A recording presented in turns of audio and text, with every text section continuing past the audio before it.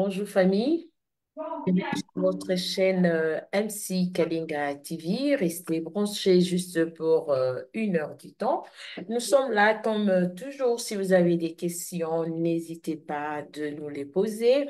Et si c'est pour la première fois, nous vous invitons de vous abonner sur notre page Facebook MC et notre page sur YouTube MC Kalinga TV. Merci pour vos soutiens et restez branchés. Et aujourd'hui, nous avons pour sous-thème qui est le chrétien ne pêche plus.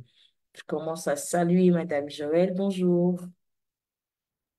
Bonjour Madame Andy, bonjour à vous tous qui nous suivez, un bonjour chaleureux à notre pasteur qui est présent aujourd'hui. Bonjour, madame. Merci. Et bonjour, Pasteur Freddy Mukutoa. Bonjour, madame Andy, et bonjour à tous ceux-là qui sont en train de nous suivre. Merci beaucoup, pasteur. Parlez-nous de ces sous-thèmes. Le chrétien ne pêche plus. À vous la parole, pasteur. Merci à vous et merci pour l'opportunité que j'ai. Et merci surtout à ceux-là qui donnent beaucoup d'intérêt à ce que nous sommes en train de faire sur cette chaîne. Nous rappelons, comme il est écrit sur la chaîne, qu'elle est christocentrique. Tout ce que nous cherchons, c'est pour présenter Jésus. Nous n'avons pas une autre ambition ou bien un autre but. Et cette année, comme vous le savez, nous traitons sur le pardon éternel des péchés et nous sommes allés toucher à la sanctification parce qu'on ne peut pas parler des pardons de péchés si on n'a pas touché à la sanctification. Et c'est dans la sanctification que nous avons relevé l'aspect marche chrétienne parce que la sanctification, dans le fond, c'est Dieu qui l'a fait. Nous sommes saints de la sanctification que Dieu nous a accordée par son Fils Jésus-Christ. Et la question qui se pose souvent, parce que si Dieu nous a déjà déclaré saints, quel doit être notre comportement, comment nous devons vivre? C'est ainsi que nous avons parlé de la marche chrétienne. Je crois qu'aujourd'hui, on peut commencer déjà à retourner vers le pardon éternel de péché parce que nous avons touché à la sanctification dans tous à la marche chrétienne dans tous les sens, mais nous sommes un peu toujours dans la marche chrétienne pour dire que le chrétien ne pêche plus. Alors, si les chrétiens ne pêchent plus, qu'est-ce que cela signifie? C'est de ça que nous allons parler aujourd'hui en lisant les textes des Écritures et nous allons finir tous ensemble par la conclusion que la Bible nous donne de la bouche de Jésus-Christ lui-même, que si vous avez atteint Christ, c'est que vous ne péchez plus. Au fait, nous l'avions dit, la foi chrétienne, le but de la marche chrétienne, c'est Jésus. Donc la marche chrétienne a comme but Christ lui-même.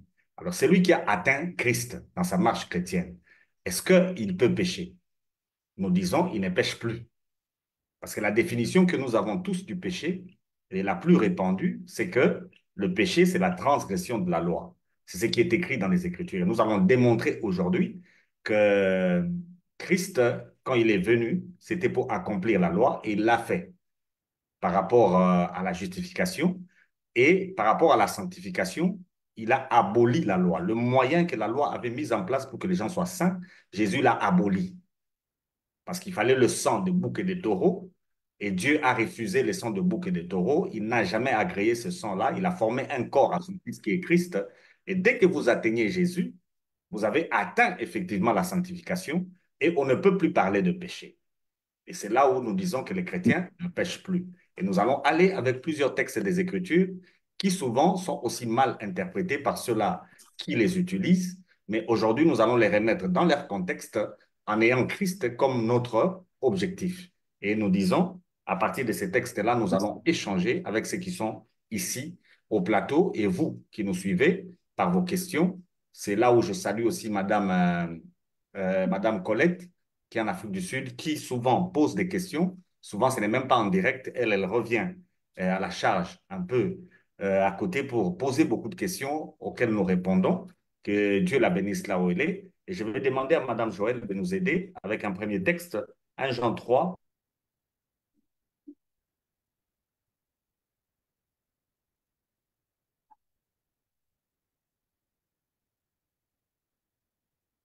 verset 10.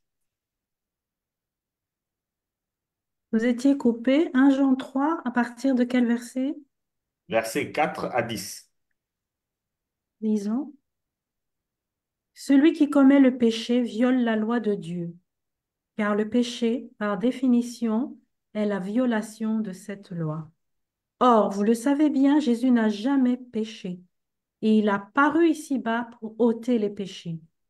Par conséquent, si quelqu'un demeure en communion avec lui, il ne continue pas à pécher. Celui qui s'adonne au péché prouve par là qu'il ne l'a jamais connu ni compris.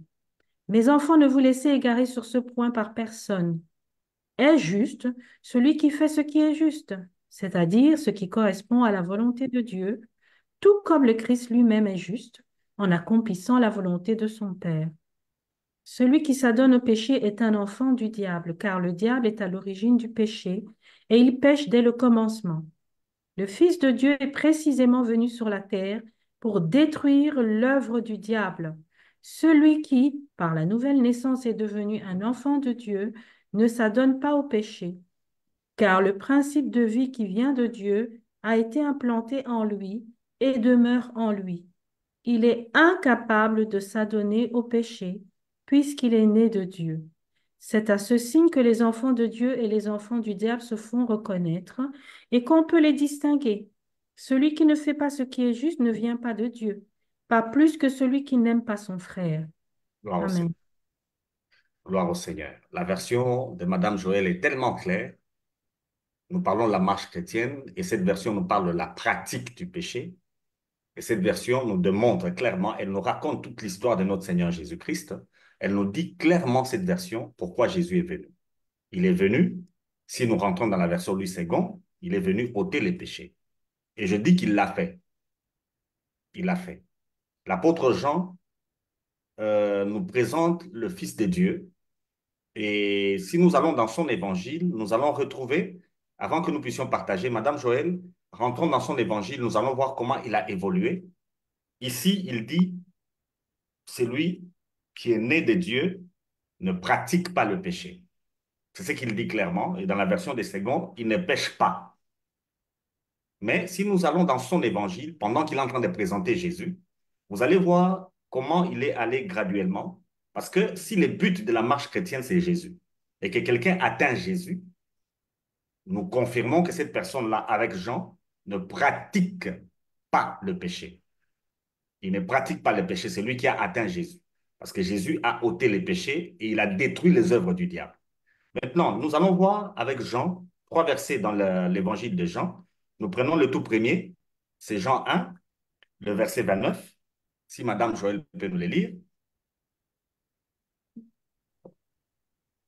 Jean 1, 29.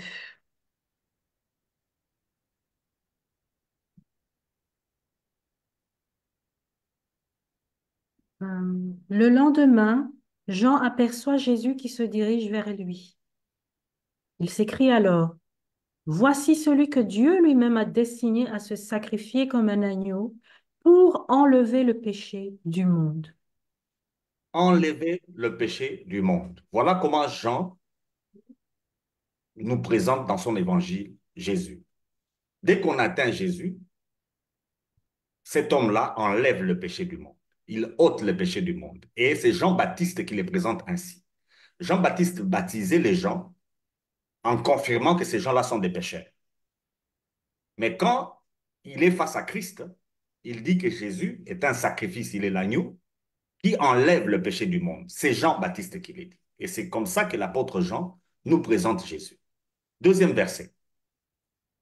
Toujours dans Jean, Jean 5, le verset 14. Quelque temps après, Jésus le rencontre dans la cour du temple. Te voilà bien portant, lui dit-il. Veille désormais à ne plus pécher, pour qu'il ne t'arrive pas quelque chose de pire. Jésus, à la piscine de Bethesda, a accordé la délivrance à un homme qui a été malade depuis plus de 38 ans. Cet homme a été guéri de sa maladie. Il ne connaissait pas bien Jésus, mais Jésus l'avait guéri. Et par la suite, on lui a posé beaucoup de questions et en finalité, Jésus l'a rencontré dans le temple. Quand Jésus le rencontre dans le temple, voilà ce que Jésus lui dit.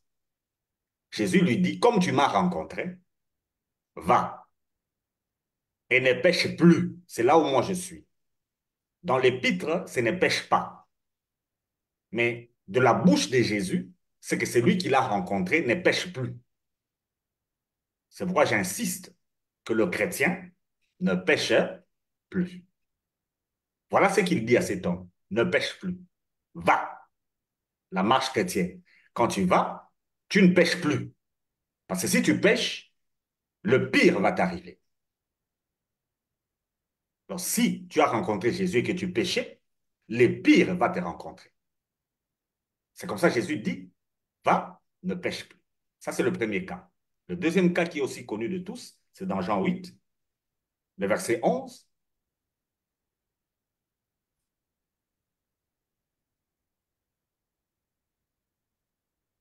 Jean 8, verset 11. Personne, Seigneur, lui répondit-elle. Alors Jésus lui dit, je ne te condamne pas non plus. Tu peux partir. À l'avenir, garde-toi de pécher. Garde-toi de pécher.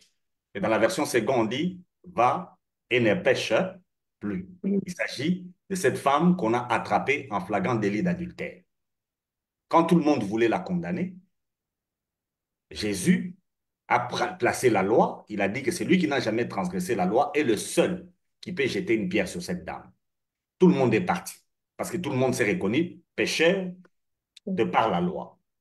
Alors Jésus qui est resté là, selon 1 Jean, Jésus n'a jamais péché. Il est resté là, il n'est pas pécheur, il n'a jamais péché, donc lui peut lancer la pierre.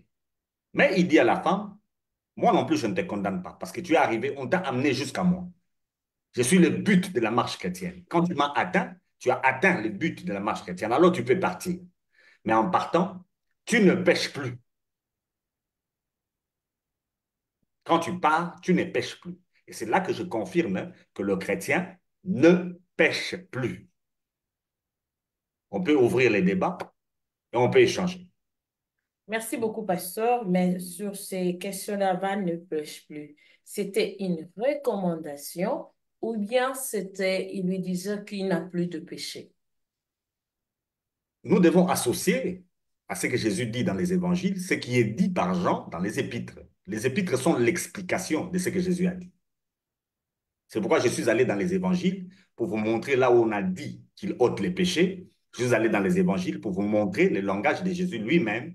Quand il a libéré celui qui est venu jusqu'à lui, il lui dit d'aller et de ne plus pécher. Et Jean nous explique que c'est lui qui est né de Dieu. Ne pêche plus. Merci beaucoup, pasteur. Je ne sais pas, Madame Joël, vous avez une question? Oh oui, pasteur. Donc, on a lu dans les Épîtres la définition même du péché. Et le péché, c'était par rapport à la loi. Et donc, quand vous dites on ne pêche plus, on est bien conscient que nous sommes plus sous la loi, mais nous sommes sur la grâce. Mais la loi était le point de repère par rapport au péché. Donc, quand vous dit le chrétien ne pêche plus, est-ce que ce n'est pas plutôt qu'il pêche, mais comme il n'a plus comme point de repère la loi, mais que le point de repère c'est Jésus, ce péché-là n'est plus d'actualité parce qu'il n'y a plus justement ce repère-là. Est-ce que ce n'est pas ça la nuance? L'explication du péché, la définition du péché, c'est en deux sens. On l'avait déjà dit au début de l'année. Le péché, c'est manquer les buts. Et nous avons vu que la marche chrétienne a comme but Christ. Alors, si péché, c'est manquer la cible qui est Jésus, et que quelqu'un a atteint Jésus, est-ce qu'on peut encore parler de péché? C'est ça le problème. Deuxième élément, c'est la définition qui se trouve dans 1 Jean. Le péché, c'est la transgression de la loi. Maintenant, Jésus a ôté la loi. La loi n'est plus là. D'ailleurs, on peut associer un texte de Romains, Romains 10, le verset 4, pour que ceux qui nous suivent comprennent que ce que nous disons, ce sont les Écritures qui les disent. Romains 10, le verset 4. La loi devait conduire vers celui qui en est l'accomplissement, le Messie. Maintenant que le Christ a paru, le rôle de la loi a pris fin. À Gloire au Seigneur. présent, la justice est donnée à tous ceux qui placent leur confiance en lui. Cette version est tellement bonne qu'on n'a même pas besoin de parler après. La lecture est suffisante. Quand on a donné la loi a un but, c'est-à-dire son accomplissement. Et cet accomplissement, c'est Jésus. Et quand Jésus arrive, il est la fin de la loi. Dès qu'on a atteint Christ, ce qui suit après, ce n'est que la justification. C'est la justice qui est accordée à ceux qui sont devant. Donc, on ne peut plus parler péché quand Christ est arrivé. Donc, Madame Joël, la nuance, si on peut la donner, c'est que s'il n'y a pas de loi, on ne peut plus parler des péchés. Et quand est-ce qu'il n'y a plus de loi? C'est quand quelqu'un est en Christ. C'est quand quelqu'un est né de Dieu en Jésus-Christ. Et si quelqu'un est né, pardon, de Dieu en Jésus, le péché ne peut plus exister. C'est dans ce sens-là. Donc, dans la marche chrétienne, le péché n'existe pas. Donc, on ne peut pas parler de péché dans la marche chrétienne.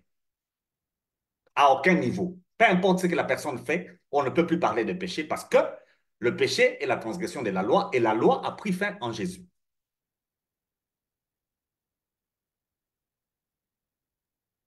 Je comprends bien la précision, mais quand je lis ici, on dit que la justice est donnée. Donc, Ouais. cette justice vient couvrir, en fait, ce que la loi nous avait exigé. Quand on dit on ne peut plus pécher, le péché ne nous est pas imputé. Il est imputé à Christ à la croix.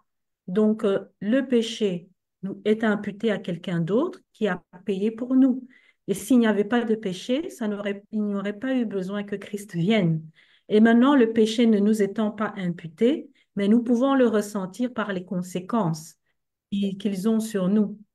Nous ne sommes plus coupables, mais nous en avons les conséquences. Merci beaucoup. Par définition, je répète encore, par définition, le péché, c'est la transgression de la loi. Madame Joël, peut-on parler de transgression de loi s'il n'y a pas de loi? La loi a été accomplie complètement parce qu'il y a une nuance entre aboli et accompli. Au départ, cette loi a été donnée avec bon sens. Donc, on dit que la loi est parfaite. Donc, la loi venait en fait de ce que notre chair nous poussait à aller dans un autre sens. Donc, ne dire qu'il n'y a plus de loi, c'est comme si on avait complètement nié à quoi elle a servi. Elle servait à quelque chose. On ne nie pas, on ne nie pas, on se situe là où on est. On se situe là où on est. Ceux qui étaient sous la loi, qui ont rencontré Jésus, Jésus leur a dit, pendant que la loi est là, d'aller et de ne plus pécher. Et pendant que la loi était encore là, il ne l'avait pas encore ôté. Nous avons vu deux cas. Il y en a plusieurs autres. Pendant que la loi était encore là, Jésus a dit à ceux qui l'ont rencontré d'aller et de ne plus pécher. Justement, dans ce cadre-là, c'était leurs propres efforts. Puisque Jésus n'était pas encore mort, c'est eux qui devaient se garder en fonction des critères qu'ils considéraient comme péché ou non. Cette femme va, ne pêche plus, ce qu'elle comprend, c'est qu'elle ne doit plus être dans l'adultère. C'est ça que je dis que quand on dit garde-toi du péché, avant que Jésus-Christ ne meure, ben, se garder, c'est-à-dire faire l'effort de s'en éloigner. Le voleur aujourd'hui qui ne pêche pas, enfin pas le voleur, un homme qui est en Christ, qui a volé, bon, il n'y a plus de loi, donc on dit qu'il n'a pas péché, même s'il a volé, mais il y a des normes sociales. Et si aujourd'hui, après un vol, on lui coupe le bras, il aura les conséquences. Il est juste, il est sain, il est parfait, mais il a un bras en moins. Madame Joël, si j'entrais sur ce terrain-là, vous allez rire. Parce que les politiques dans le monde entier sont des grands voleurs. Et d'ailleurs, pour eux, c'est une base. Si tu vas en politique et tu n'es pas voleur, on va te faire partie. On va trouver que tu es anormal. Mais ces gens-là réussissent leur vie. Et eux et leurs enfants. Si on doit parler de conséquences, les premières personnes qui doivent vivre les conséquences, ce sont ces gens-là. Ils ne vivent aucune conséquence. Ils terminent. On les voit de génération en génération, leurs enfants sont au pouvoir. Donc la conséquence du péché, si elle était là, ce sont les politiciens qui devaient mourir chaque jour. Mais comme eux, ils vivent, pour certains jusqu'à 90 ans, il y en a qui sont au pouvoir jusqu'à 92 ans, quelle longévité Oui, pasteur, mais et la quelle protection. longévité, c'est pas seulement la seule conséquence. Ils peuvent vivre longtemps, mais être des personnes tristes. Ils peuvent vivre longtemps, être dans l'addiction pour oublier les magouilles. Donc, On va y ils ont des arriver. conséquences, elles ne sont pas forcément visibles. Mais On va quelqu'un y qui arriver. vit malhonnête n'est pas quelqu'un qui est complètement épanoui, qui a la joie qu'un enfant de Dieu peut avoir, qui a la paix. Donc, les conséquences, c'est qu'ils sont privés de tout ça. Ils n'ont pas la joie parfaite, ils n'ont pas la paix parfaite. Ce sont des conséquences, des choses dont ils manquent. Donc, je pense que manquer le but, le péché a une conséquence. Je vais y arriver. Vous voyez, ce que vous suivez, c'est parce que vous êtes en Christ. Vous savez que quelqu'un peut rire, mais ne pas avoir la paix. Mais je peux vous dire que les églises enseignent aux gens d'être comme ces gens-là. Avoir de belles voitures, on pense que c'est la paix. Avoir beaucoup d'argent, on pense que c'est la paix. Mais nous, en Christ, on sait que la paix n'est pas là-bas. Mais quand vous avez parlé des conséquences, vous avez montré quelque chose de visible, un bras qui est coupé. Je vous ai amené sur ces terrains-là pour vous dire qu'il y a des gens qui se méconduisent aujourd'hui et qui n'ont aucune conséquence visible Mhm. et qui sont même enviés. Alors, si la conséquence devait venir de Dieu, les premières personnes qui devaient expérimenter les conséquences, c'est eux. Alors, comme eux, ils n'expérimentent déjà pas la conséquence, c'est un faux enseignement de dire aux gens à l'Église que si vous péchez, vous aurez des conséquences. C'est un faux enseignement. D'ailleurs, Jésus a dit ceci par rapport au péché. Que sert-il à un homme de gagner le monde s'il doit perdre son âme? Donc, il est possible que quelqu'un gagne le monde, mais qu'il aille en enfer. Donc, si la conséquence est par rapport au monde, la conséquence là n'apparaîtra pas. On va y arriver à ce que vous êtes en train de dire, mais je voulais juste que les gens qui nous suivent comprennent que d'une manière visible, aucun acte, aucun acte n'aura une conséquence. Je ne sais pas si je me suis fait comprendre. Aucun acte n'aura une conséquence. C'est lui qui vit une conséquence, qui ne pense pas que c'est à cause de l'acte qu'il a posé. C'est faux. Il y a des gens qui ont posé des actes pires que vous, qui ne vivent rien. Parce que nous sommes au temps de la grâce, c'est seulement la grâce qui agit. Il y a des personnes qui ont agi pirement que vous, mais qui ne vivent pas ce que vous êtes en train de vivre. Il y a des grands voleurs qui n'ont jamais vu la prison. Oui, mais ils sont en cavale toute leur vie, ils sont cachés, ils sont... Moi, je parle des gens qui ne sont pas en cavale. Je les connais, ils sont au pouvoir, connus de tout le monde, grands voleurs. Et ils vivent tranquilles. Et ils passent même, on les acclame. Des Ça, grands c'est ce voleurs. qui est visible. Oui, comme vous dites, c'est ce qui est visible. Des grands voleurs. Mais nous savons, nous, que si quelqu'un n'est pas en Christ, qu'est-ce qui doit lui arriver? Mais ici, nous parlons des gens qui sont en Christ. Aucun acte pour quelqu'un qui est en Christ ne peut être appelé péché et ne peut connaître une conséquence. Aucun. Mais nous en avons, pasteur, des exemples des conséquences des actes que nous posons. C'est parce Dans- que vous y croyez. C'est C'est pas pourquoi nous c'est faisons la cette loi de la émission. nature. Nous faisons cette émission pour que vous ne puissiez plus croire. Ce n'est Parce que pas croire, nous constatons la conséquence dans notre vie, pasteur. vous la constatez parce que vous l'acceptez. Si vous croyez à ce que je dis, peu importe ce que vous allez faire, vous allez vous relever et il n'y aura pas de conséquences. C'est pourquoi je vais vous lire Paul. Essayez de me le lire un peu. Essayez de me le lire parce que nous sommes dans la marche chrétienne. Dans 1 Corinthiens 9, 23 à 27.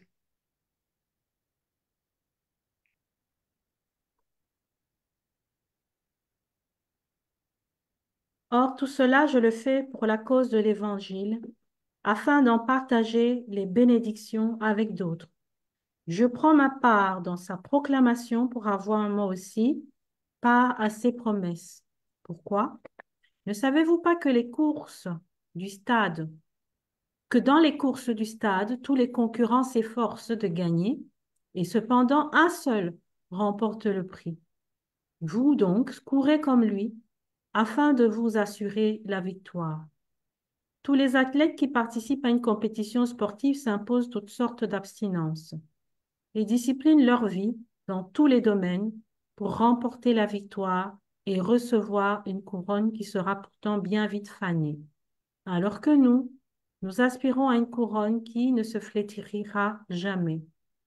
Pourquoi, si je cours, ce n'est pas à l'aveuglette, mais sur le trajet prescrit? C'est pourquoi, si je cours, ce n'est pas à l'aveuglette, mais sur le trajet prescrit, en gardant les yeux rivés au but. Si je m'exerce au pugilat, ce n'est pas pour donner des coups en l'air. Je ne me bats pas contre des fantômes. J'entraîne mon corps par l'endurcissement et la discipline afin de le réduire à ma merci. Je le maîtrise et je le maintiens asservi de peur qu'après avoir appelé les autres au combat et leur avoir proclamé la bonne nouvelle, je ne me retrouve moi-même disqualifié. Gloire au Seigneur. C'est un verset qui pose problème. J'ai préféré, pendant que je réponds à Madame Joël, le placer devant nous, ce verset-là. Est-ce que je suis en train de dire aux gens de se méconduire, Madame Joël? Non, ce n'est pas ce que je suis en train de dire. Je suis en train de dire que celui qui est en Christ ne pêche plus. Une partie de ce passage, on l'a déjà lu dans d'autres émissions, c'est-à-dire du verset 20. Bon, lisez-le aussi pour que ceux qui nous suivent comprennent d'où on est venu. Commencez aussi au verset 20 avant d'arriver à ce verset 23, 20, Lorsque, 21. Oui, lorsque j'étais avec les Juifs, j'ai vécu comme eux afin de gagner des Juifs. Et comme ils sont soumis à la loi de Moïse, je me suis moi-même assujetti à cette loi, bien qu'en réalité j'en sois personnellement dégagé. Mais je l'ai fait pour conquérir ceux qui sont sous le régime de la loi. Avec ceux qui vivent sans la loi, je me suis comporté en affranchi de la loi, alors qu'en réalité, je ne vis pas en dehors de la loi de Dieu, puisque je me sens lié par la loi du Christ. Mais c'était pour gagner au Christ ceux qui ne connaissent pas la loi. Dans mes relations avec les chrétiens à l'esprit étroit, tiraillés par leurs scrupules de conscience, je me suis fait comme l'un d'entre eux, afin de gagner ces faibles pour le Christ. Je me suis adapté en tout à tous, afin d'en conduire au moins quelques-uns au salut par tous les moyens possibles. gloire au Seigneur. Gloire au Seigneur. Dans sa marche chrétienne, nous l'avions dit, l'apôtre Paul nous a démontré qu'il n'est pas lié par une quelconque loi. Selon les circonstances, il change d'attitude. Et en changeant d'attitude, vous allez voir que ce qu'il a condamné ici, il l'a pratiqué de l'autre côté. Pour dire que en Christ, le chrétien ne pêche plus. Parce que le même acte ici, qui est appelé par Paul un péché, de l'autre côté, Paul l'a fait. Et il dit qu'il l'a fait pour gagner le plus de gens possible. Et en finalité, il va se montrer lui-même comme quelqu'un de discipliné. C'est là que ceux-là qui nous rejoignent doivent aussi rejoindre beaucoup d'émissions qu'on a faites ici par rapport aux disciples-là pour qu'ils comprennent que, au fait, l'œuvre de Dieu, c'est faire un disciple. Un disciple, c'est quelqu'un de discipliné. Celui qui est discipliné là n'agit pas pour plaire à Dieu ou bien pour éviter une conséquence quelconque. C'est lui qui est discipliné, le fait parce qu'il a atteint les buts et qu'il est dans une mission, c'est-à-dire qu'il travaille pour que l'autre, la conscience de l'autre ne soit pas enfreinte et qu'il puisse gagner le plus de gens possible. Voilà, Madame Joël, comment nous pouvons raisonner aujourd'hui. C'est-à-dire, enlever dans votre tête qu'il peut y avoir une conséquence d'un acte. Sinon, Dieu n'est pas bon. Sinon, Dieu n'est pas amour. Jésus a ôté les péchés, c'est-à-dire vous avez transgressé, il a enlevé votre transgression. Alors, si la transgression est enlevée, c'est que la malédiction qui peut s'en suivre a aussi été enlevée. Ce ne sont pas toutes les personnes qui ont agi de telle ou de telle façon dans tel contexte qui ont subi cette conséquence. Si c'était une loi, ça devait se faire pour tout le monde. C'est une particularité. Et en tant que chrétien, refusez cela. Refusez cela. Si vous vivez une conséquence de quelque chose que vous avez fait, moi, je suis en train de déclarer maintenant que cette conséquence disparaisse. Si le péché n'est pas là, il n'y a pas de conséquence de péché. Et je parle bien du chrétien. Je suis clair, c'est les chrétiens qui ne pêchent pas. Merci, pasteur. Madame Abigail,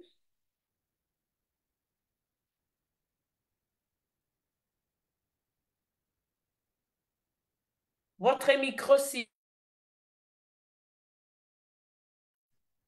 Sorry. Je disais bonjour d'abord et merci pour m'avoir passé la parole. Madame Joël a déjà posé la question et le pasteur a tout expliqué. On comprend bien que non, ici on parle seulement des chrétiens et non de ceux qui sont de l'autre côté. Car la Bible dit, nous sommes dans les lumières. Autrefois, nous étions ténèbres et maintenant, dans Éphésiens 5, 8, il dit, et maintenant nous sommes devenus la lumière dans le Seigneur. Pasteur, je voulais savoir seulement que non, c'est vrai, nous ne péchons pas. Mais si, et puis, il n'y a pas des actes, et nous ne devons pas vivre la conséquence. Alors, ce que les gens vivent, c'est quoi? C'est l'incrédulité qui fait qu'ils le vivent. Ouais. Ouais. Pasteur, Oui. pasteur, il faut bien éclairer les questions que nous vous posons. Je sais que non, je suis enfant de Dieu, je ne pêche pas. Il arrive que je fasse quelque chose que les autres appellent péché. Et il y a des conséquences que les autres appellent conséquences. Mais là, c'est que nous devons vivre. Un enfant de Dieu est un enfant de Dieu, est un chrétien. Donc, la maladie, c'est normal. Tout ce que nous pouvons dire, les curses, malédictions et tout ça, c'est normal. Ça, ce n'est pas une conséquence, mais c'est un fait normal.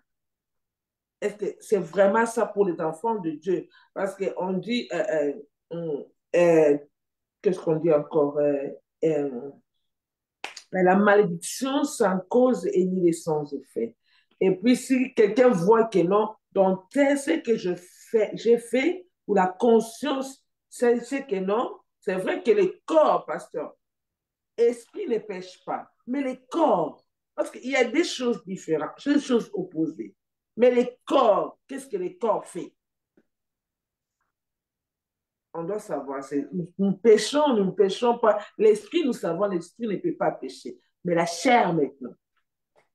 C'est qui le chrétien, Madame Abiga? Est-ce que c'est l'esprit du chrétien ou bien l'homme, corps, âme, esprit? C'est qui le C'est chrétien? tout. C'est l'homme, corps, esprit. Donc, on a dit que le chrétien ne pêche pas. Le corps a des actes qui sont contraires à la loi de Dieu, qui sont contraires à l'esprit de Dieu. Le corps pose des actes qui sont contraires à l'esprit de Dieu. Et c'est par rapport à ces actes-là que Madame Joël parle de conséquences. Mm. C'est par rapport à ces actes-là qu'elle parle de conséquences. Mais moi, je suis en train de dire aux chrétiens qui m'écoutent maintenant. Et c'est pourquoi je dis aussi à celui qui n'est pas chrétien, qui est en train de m'écouter, mieux vaut être chrétien. Parce que si vous êtes chrétien, vous ne péchez plus. Quand je dis plus, ça signifie que ça n'arrivera jamais. Peu importe l'acte que vous aurez posé, ce n'est pas regardé comme un péché auprès de Dieu. Christ a enlevé ça, ce n'est pas un péché. Et si ce n'est pas un péché, il n'y a pas de conséquences. Madame Abiga, quand vous avez mal agi, vous avez volé, vous avez commis l'adultère et consort, écoutez ce que le Saint-Esprit va vous dire. Madame Joël, lisez-moi Romains 8, le verset 16. Vous venez de commettre l'adultère. Écoutez ce que le Saint-Esprit va vous dire. Écoutez la voix du Saint-Esprit. Vous venez de voler, vous venez de tuer, vous venez de commettre l'adultère, vous venez de commettre je ne sais quoi, mais écoutez la voix du Saint-Esprit. Qu'est-ce que le Saint-Esprit va vous dire? Romains 8, le verset 16. Lisez-moi C'est ça. c'est encore l'Esprit Saint qui atteste à notre esprit. Oui, tu es enfant de Dieu. Madame Abiga, qu'est-ce que le Saint-Esprit te dit? Tu viens de commettre l'adultère. Qu'est-ce qu'il te dit? Enfant de Dieu, Or, dans 1 Jean, qu'est-ce qu'on a dit d'un enfant de Dieu? Celui qui est né de Christ ne pêche pas. ne pêche pas. Donc, vous n'avez pas péché. Donc, si vous n'avez pas péché, c'est qu'il n'y a pas de conséquence. Il y a le frère Daniel le juste que je salue, donc je pense qu'il a reçu sa réponse parce qu'il avait dit, pasteur, supposons que vous êtes allé voler et on vous frappe. Ce n'est pas la conséquence du péché, ça. Selon qu'on est en train de vous frapper, vous allez juste penser que c'est parce que j'ai volé qu'on me frappe. Mais j'aimerais vous dire qu'il y a des gens qui ont volé, on ne les a pas frappés. Alors, si c'était une conséquence, on doit frapper tous les voleurs. Mais pasteur, moi, j'ai une question. Alors, ne croyez pas que ce qui vient d'arriver est une conséquence de péché. Parce que le Saint-Esprit, pendant qu'on est en train de vous frapper, qu'est-ce qu'il vous dira? Vous êtes enfant de Vous Dieu. êtes un enfant de Dieu. Et si vous êtes un enfant de Dieu, est-ce que c'est une conséquence? C'est juste on vous a attrapé. Par rapport aux hommes qui vous frappent, par rapport au monde, c'est une conséquence, pasteur. Madame Abiga, le niveau que j'amène l'Église aujourd'hui, c'est le niveau que le Seigneur lui-même voulait que l'Église soit. Cette femme-là, prise en flagrant délit d'adultère sous la loi, n'a pas été frappée. Quelle Nous est la savons conséquence pour elle? qu'il n'y avait rien. Mais pasteur, C'est le même Jésus que nous avons atteint. C'est lui le but de la marche chrétienne. Si nous l'avons atteint, toutes ces choses-là, pendant qu'on vous frappe, si vous comprenez ce que je vous dis, vous allez déclarer, ils vont arrêter de vous frapper. vous allez encore voler demain. Alors, Paul vient de dire quoi? Il fait tout pour quoi?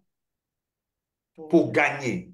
Est-ce que, quand vous êtes allé voler, ces gens qui vous frappent, pouvez-vous les gagner? Non. Oui. Vous ne saurez pas gagner ces gens-là.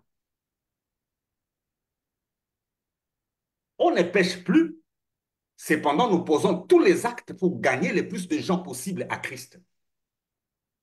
En fait, pourquoi je suis en train de traiter des choses dans cet angle-là?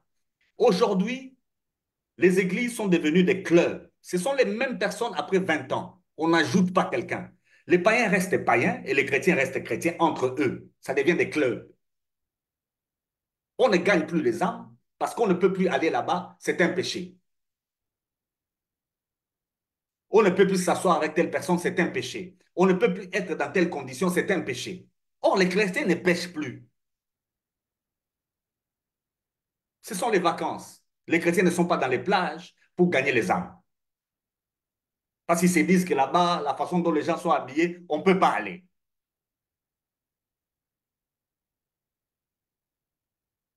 Le péché n'existe plus. Pasteur, par rapport à ce que vous venez d'expliquer, il y a vraiment une nuance. Nous avons parlé ici des chrétiens. Or, si un chrétien dit qu'il ne peut pas aller à tel endroit pour gagner des âmes, c'est encore autre chose parce que ces âmes sont perdues. Elles ont besoin du salut. Donc, c'est pas le problème. Nous, on parle de ce chrétien dont le corps, comme on dit bien que le corps a des désirs contraires à l'esprit. Et nous avons un corps. Donc, nous avons parfois la possibilité de laisser notre corps dominer sur notre esprit. Et donc, dans ces moments-là, comme cette femme qui était dans l'adultère, on lui a dit, va et ne pêche plus. Dans son corps, elle s'est dit, si j'ai plus envie de me trouver devant des hommes avec une pierre, j'ai intérêt à ne plus me trouver dans cette situation. Dans son corps, elle a vécu la peur, elle a vécu les derniers moments de sa vie, qu'elle pensait qu'elle allait mourir. Donc, au niveau de son physique, quand on lui dit ne pêche plus, pour elle, c'est ne plus aller dans une situation où elle sera dans cette position. Et comme vous dites vous-même, le voleur ne peut pas évangéliser ceux qui le frappent. Ça lui met tout de suite une norme. Donc, quand il est au milieu de personnes qui volent, il ne va pas voler pour montrer la différence. Quand il va être au milieu, donc on a quand même des normes, comme Paul dit, je me fais juif avec les juifs. Donc, à ce moment-là, sa norme, c'est la juif, le fait d'être juif et de se comporter comme un juif. Donc, ne pêche plus ne veut pas dire qu'on est ouvert à tout et à n'importe quoi. On fonctionne en... Je vais expliquer le fait d'être juif pour Paul. Pour être comme les juifs, Paul a circoncis Timothée. Pendant qu'il a dit que la circoncision ne sert à rien. Et pendant qu'il a même dit aux Galates, si vous faites circoncire, vous êtes maudits. Vous êtes éloignés de la grâce de Dieu. Mais comment il va circoncire Timothée? Donc il s'est éloigné de la grâce de Dieu. Non, c'est l'esprit avec lequel il a fait cet acte. C'est là que je suis en train de dire que l'acte que vous appelez péché peut être un acte pour sauver quelqu'un. Cet acte-là que vous appelez péché, ça peut être le même acte que le Saint-Esprit vous demande de poser pour que quelqu'un soit sauvé. Vous appelez ça vol, mais ce même vol-là peut être le salut pour quelqu'un. Vous devez voler. Ces jours-là, vous allez refuser de le faire. Parce que vous considérez le péché comme un péché. Pardon, vous considérez le vol comme un péché. Si le Saint-Esprit vous demandait de voler pour le salut de quelqu'un, vous n'allez pas le faire.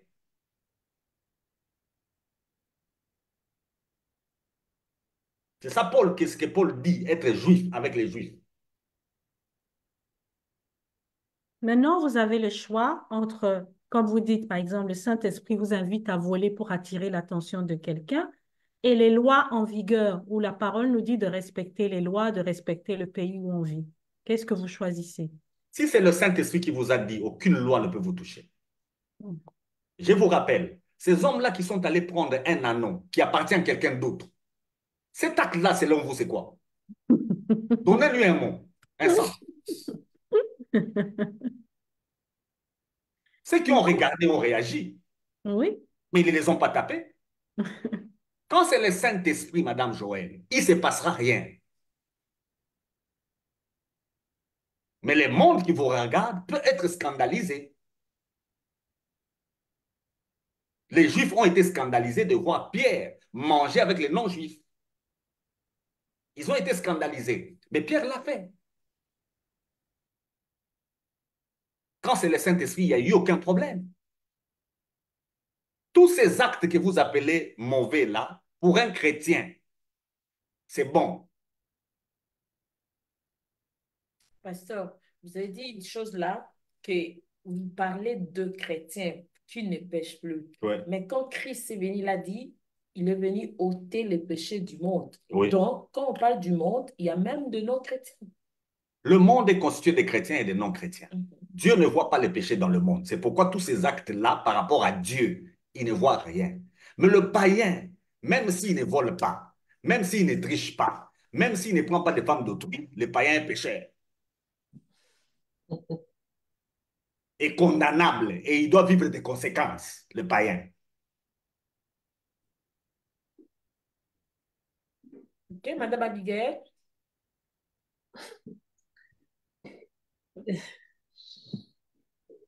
Moi, non. Moi, j'aimerais élever une discussion sur, oui, je t'ai entendu beaucoup de pasteurs parler, accepter bien que le péché, Dieu l'a ôté. Mais ils disent quelque chose qu'il y a l'iniquité qui reste, pasteur. Comment expliquerez-vous cela? On dit que toute iniquité est péché et le péché est la transgression.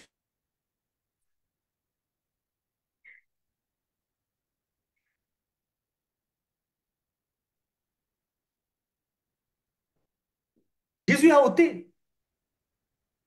Madame Jésus Joël est la fin. Jésus est la fin. Madame Abigail a dit non. Ah, Non, vous étiez coupé. on Ah, était coupés. oui. Alors, j'étais en train de dire ceci. Si l'iniquité, toute iniquité est péché, c'est que l'iniquité est la transgression de la loi. C'est tout à fait normal, c'est la transgression de la loi. Or, Jésus est la fin de la loi. Il a mis fin à la loi. Donc, on ne peut pas dissocier l'iniquité du péché. L'iniquité, c'est le péché. Et Jésus a réglé ce problème. Et Madame Abig a dit quelque chose de bien. Euh, euh, c'est le verset du proverbe qui dit ceci, la malédiction sans cause n'a pas d'effet. Jésus a enlevé quoi? Dieu La a ôté. cause de toute malédiction. Il a enlevé ça. Le frère Daniel juste a déjà dit, Madame Abigail n'a plus chez moi.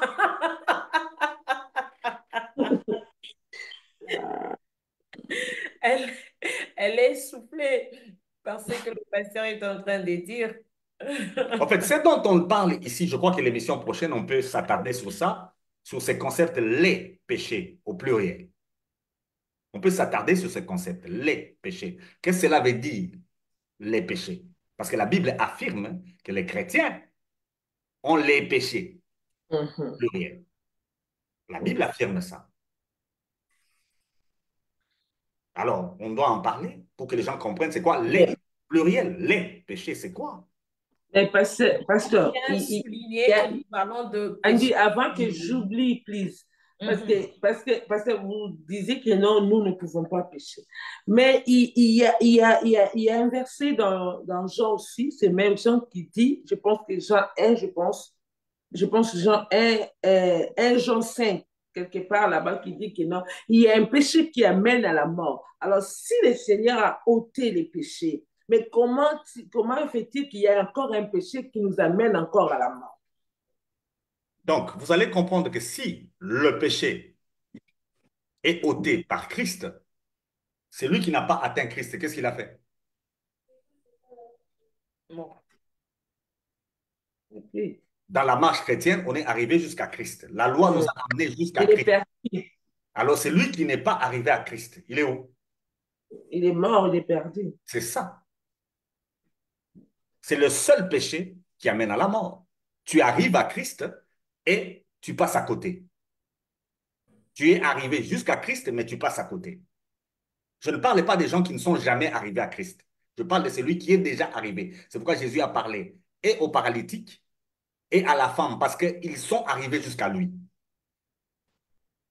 Ils sont arrivés jusqu'à sa personne et ils ont expérimenté son amour, sa miséricorde. Ils ne peuvent plus pécher. Maintenant, si tu arrives jusqu'à Christ et que tu te détournes de lui, je ne vois pas qu'est-ce qu'on peut faire pour toi comme prière. Tu iras en C'est pas- enfer.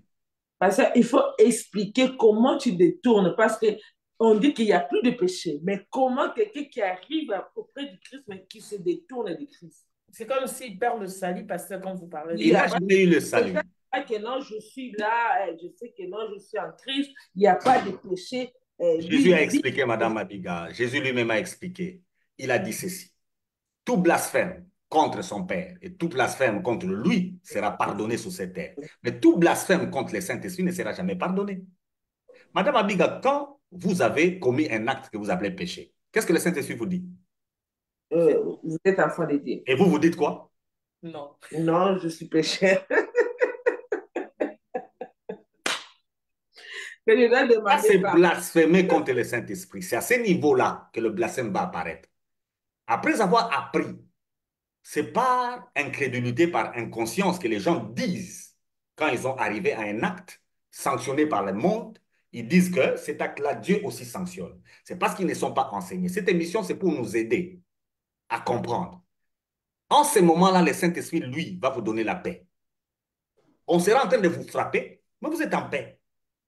Vous êtes toujours convaincu que vous êtes enfant de Dieu. Et parce que vous êtes enfant de Dieu, dites à ces gens-là d'arrêter. Paul a vécu ça. Il a accepté plusieurs fois qu'on les frappe. Mais il n'a pas volé. Il transgressait la loi de son époque. Il y avait une loi à son époque et cette loi-là interdisait ce qu'il faisait par rapport à l'évangile. Maintenant, ayant transgressé la loi, il a été frappé. Mais une fois, c'était trop dur. Vous savez ce qu'il a dit? Il est romain. Il a dit, monsieur, est-ce qu'il t'est permis à toi de frapper un Romain? Le monsieur a arrêté. Hein?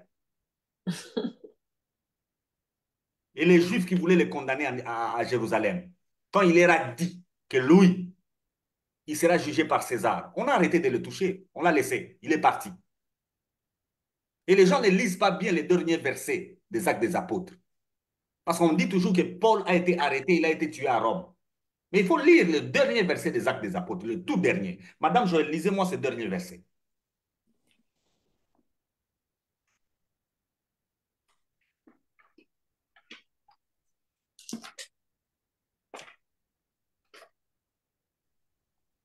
Acte 28, Oui. verset 30. Paul resta 2 années entières dans le logement qu'il avait loué. Il pouvait y recevoir tous ceux qui désiraient le voir.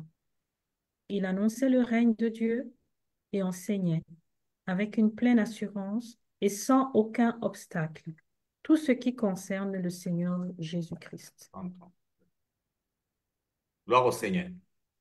Vous voyez ce que la Bible nous dit dans les Actes des Apôtres. Cet homme-là qu'on a dit qu'on a arrêté, il a loué une maison. Non seulement il a loué une maison, il a enseigné à Rome en toute liberté et sans obstacle.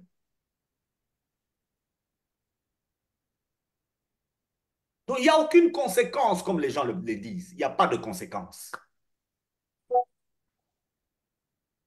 Quand nous parlons comme ça, on va tomber dans les pièges de ces barbares qui étaient sur l'île de Malte. Les barbares, quand ils ont vu le serpent s'attacher à la main de Paul, ils ont dit que cet homme est en train de vivre des conséquences. Un bateau a chaviré dans sa totalité. Le peuple a été épargné ensemble avec Paul. On se retrouve sur l'île de Malte. Dès qu'on est descendu sur l'île, il a mis euh, du bois dans le feu. Une vipère est sortie, l'a mordi. La conclusion de tout le monde, c'est la conséquence. Madame Joël, il n'y a pas de conséquence. Vous ne vivez aucune conséquence. Et si vous pensez avoir une conséquence, je l'annule aujourd'hui. Je l'annule aujourd'hui.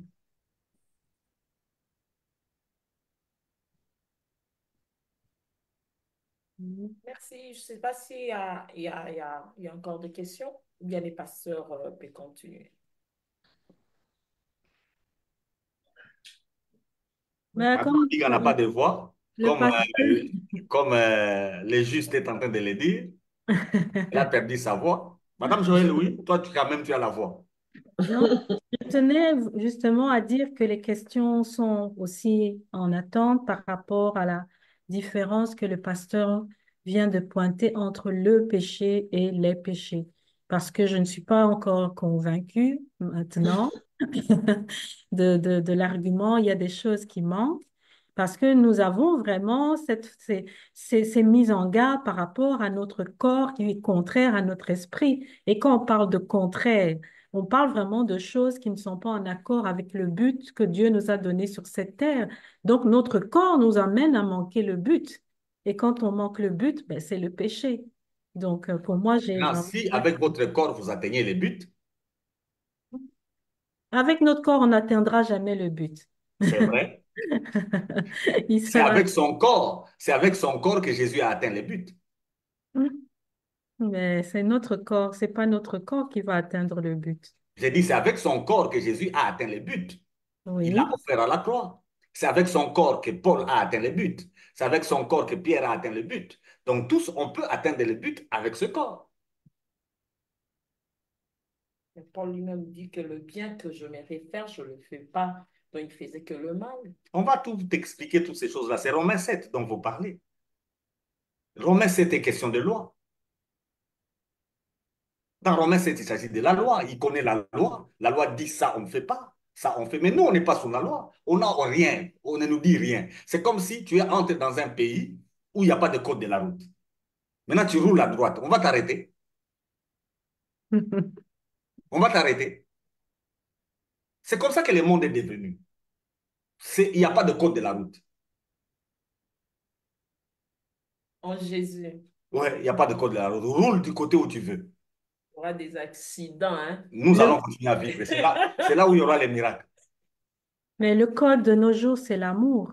Ah, C'est le seul voilà. code. Madame Joël, le code, vous l'avez sorti. C'est l'amour. C'est le meilleur de code. Nous faisons tout pour gagner l'autre.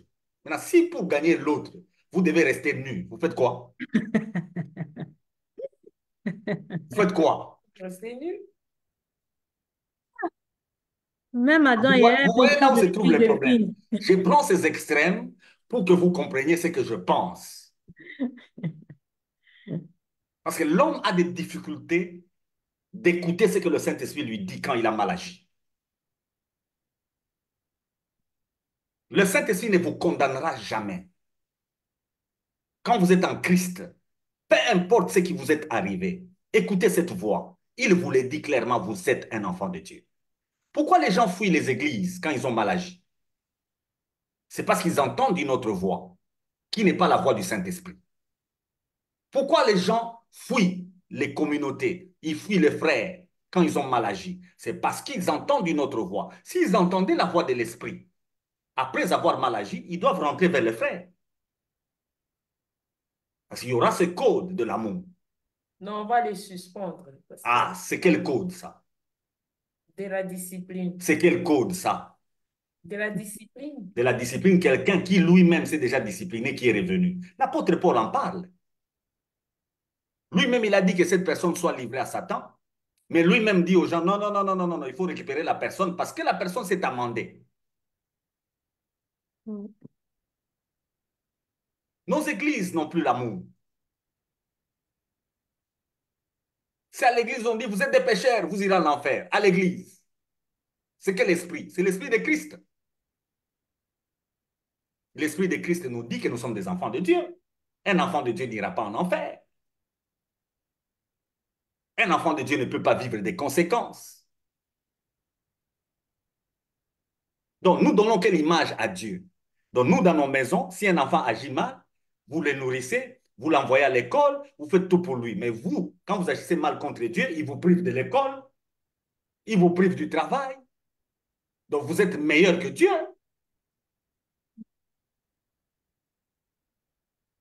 Vous gérez bien vos enfants, vous les portez dans votre cœur, mais c'est Dieu qui doit chasser ses enfants.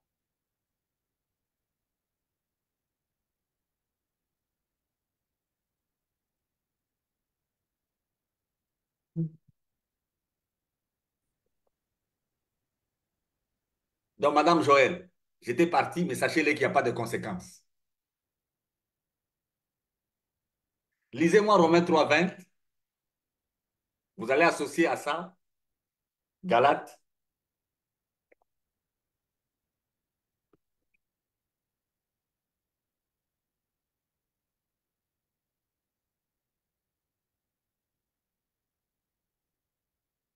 Mm. Romains 3:20. Vous y associez Galates 2:16. En effet, comme le dit encore l'Écriture, aucun homme ne sera déclaré juste devant Dieu par son observance de la loi. Aucun mortel ne sera par conséquent acquitté en accomplissant les œuvres prescrites par la loi. La loi se borne à faire pleinement connaître le péché. Son vrai rôle est de nous rendre conscients. Voilà. Galates 2, le verset 16. 2:16. Cependant, nous avons compris qu'aucun homme ne gagnera l'approbation divine par la pratique d'œuvres légales. Personne ne sera justifié en accomplissant ce que la loi commande. Seuls ceux qui croient en Jésus-Christ sont acceptés par Dieu et déclarés justes. C'est pourquoi nous aussi, nous avons placé notre confiance en Jésus-Christ. Nous avons trouvé la vie véritable et la faveur divine, non pas en respectant la loi, mais en plaçant d'autres confiance en Jésus-Christ, car, comme il est écrit, nul n'obtient d'être déclaré juste devant Dieu en accomplissant ce qu'ordonne la loi. Gloire au Seigneur. Ces deux versets sont clairs dans la version de Madame Joël. Je ne sais pas quelle explication je vais donner. Moi, Si j'ai je, une question. si je donne mes explications, vous direz que c'est moi. Mais ces deux versets, oui, allez-y, Madame Joël. Ben, il y a un mot qui me touche. Le rôle de la loi est de nous rendre conscients. Ouais. Donc, nous sommes conscients que nous Elle n'est n'allons plus là, pas la loi, la Madame. loi. Madame Joël, la loi là n'est plus là. Elle n'existe plus. Nous avions besoin d'être conscients pour crier à Christ. Oui, Elle nous ça a c'est permis quand même c'est d'être quand vous étiez conscients. païen. Vous n'êtes plus païen, vous êtes en Christ. Je parle du chrétien, il ne pêche plus. La conscience est toujours là. Comment vous pouvez avoir une conscience de péché pendant que vous êtes en Christ? Un bon païen. La loi est là, elle nous a rendus conscientes. Non, Madame Joël, aujourd'hui vous êtes en Christ. Ça, c'est votre vie passée. Donc, une fois qu'on est en Christ, cette conscience, elle meurt. Vous avez atteint le but. C'est fini, l'histoire est close. Vous avez atteint le but de Dieu. Alors, sur cette terre, vous vivez pour gagner les autres, c'est tout. Mais justement, si nous vivons pour l'amour, comme on dit, nous sommes soumis à la loi de l'amour. Mais Oui, nous devons être conscients quand nous ne sommes pas amour avec notre prochain. Nous devons en être conscients que oui. ce n'est pas, notre comportement n'est pas correct. Comment sommes-nous conscients de ça alors? Le chrétien, le prochain que je vois, il trouve que si je fume, j'agis mal. J'arrête de fumer. S'ils trouvent que manger le porc, c'est pas bon, j'arrête de manger le porc. Donc, si personne ne vous dit rien, vous pouvez fumer si ça ne dérange personne. Oh, si pour gagner les âmes, je les trouve, ils sont en train de fumer, ils vont m'accepter si je fumais. Je fume. Tu veux fumer? Ça va rien changer. Parce que le péché n'existe pas. Le chrétien ne pêche pas. Vous OK. pensez que si le Saint-Esprit vous envoie aller prêcher à, à une plage des nudistes, le Saint-Esprit vous dira, allez-y avec les habits. Vous pensez ça?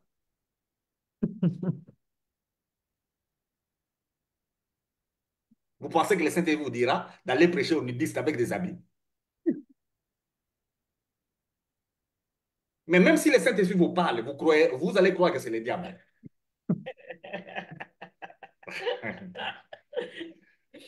Vous allez Merci, croire que c'est le monsieur. diable. Nous attendons vers la fin de notre émission pour aujourd'hui. Merci à Madame Joël, à Madame Abigail, à mon frère Daniel Auguste, à mon frère Franck Kafumba, à Maman Brigitte Abikwa et à mon frère Alain. Et à toute personne qui nous a suivis aujourd'hui, soyez bénis, sans oublier Maman Colette, Madame Sifa. Et aux autres, soyez bénis. Et Pasteur Freddy, mot de la fin.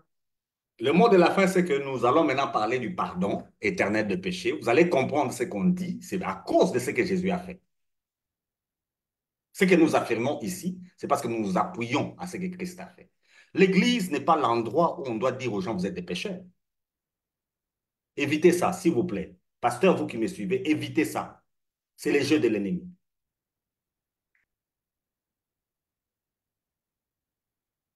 Bon, le frère Franck Kafumba qui dit c'est trop profond, pasteur. Merci, mon Franck, que frère. Dieu te bénisse.